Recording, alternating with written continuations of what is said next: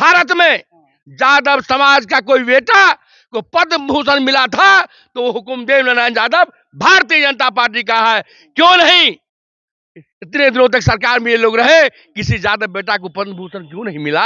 यादव का खजाना यदि देखना हो तो हमारे एनडीए में है, उन्हें तो डाकू गिरोह के लोग हैं। यादवों को असली सम्मान किसने दिया है? आरजेडी ने दिया है या फिर बीजेपी ने दिया? बिहार के सर्वोच्च बिहार विधानसभा के अध्यक्ष आदरणीय नंद किशोर यादव जी, बिहार में पटना पाटलिपुत्रा क्षेत्र से हमारे सांसद और पूर्व मंत्री राम गोपाल यादव जी, अभी गृह राज्य मंत्री आदरणीय नित्यानंद राय जी, श्रीमान डॉक्टर अशोक यादव जी और आदरणीय हुकुमदेव यादव। बिहार की बात हम कर रहे हैं।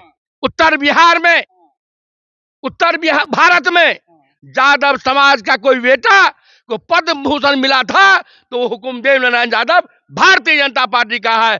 क्यों नहीं इतने दिनों तक सरकार में ये लोग रहे, किसी यादव बेटा को पद्म भूषण क्यों नहीं मिला? वो पद्म भूषण देने का काम भारतीय जनता पार्टी ने किया है।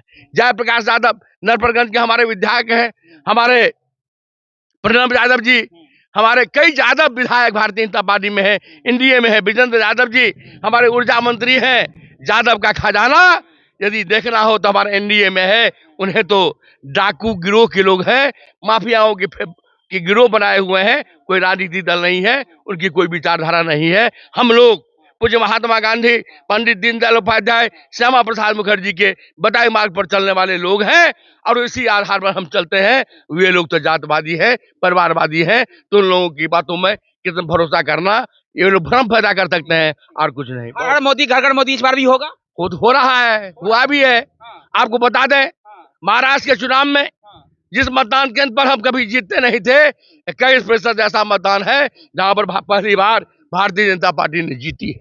दिल्ली में विधानसभा चुनाव में 11% मतदान केंद्र ऐसा था जहां कभी भारतीय जनता पार्टी नहीं जीती है। इस बार के चुनाव में हम वहां जीते हैं और जिस बूथ पर हम हारे होंगे, इस बार के महागठबंधन के चुनाव में जीतने वाली बूथ तो है ही, हारने वाले सीट पर भी एनडीए जीतेगा। यदि भरोसा करिए, विश्वास है।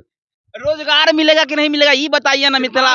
श्रीमान आपको बता दें, जब हम लोग एनडीए की सरकार बनी थी 2000 में, तो हम लोगों ने कहा था बिहार में 10 लाख लोगों को नौकरी देंगे और 10 लाख लोगों को रोजगार देंगे। आपने कहा था? हमारे एनडीए की घोषणा पत्र में थी। नाम तो तेजस्वी यादव का भी हो रहा है, आपने तो पहले कहा लेकिन आपने किया तो नहीं। और जो आप बोल रहे हैं वो एनडीए सरकार के कार्यकाल में निर्णय था। जिस शिक्षक की नियुक्ति की बात तेजस्वी यादव बोल रहे हैं, क्या उनका शिक्षा मंत्री उस पर हस्ताक्षर किया था? वो कार्यालय जाता था? झूठ का सहारा लेना बंद करे। और मैं आपके माध्यम से मैं बिहार के जनता का आह्वान करता हूं, जो आरटीआई के माध्यम से वो देख ले जो किस कैबिनेट में ये निर्णय हुआ था।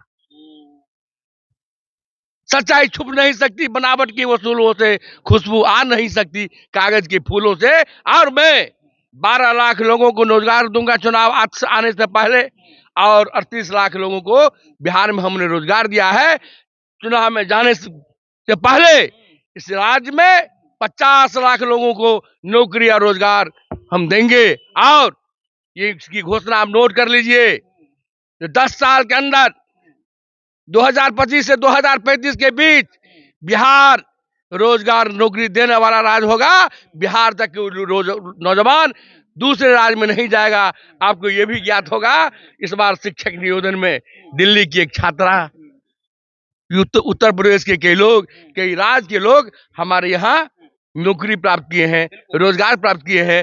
और अडानी भी बिहार में सीमेंट का फैक्ट्री, इथेनॉल का फैक्ट्री लगाने के लिए आया है। यही एनडीए की सरकार है।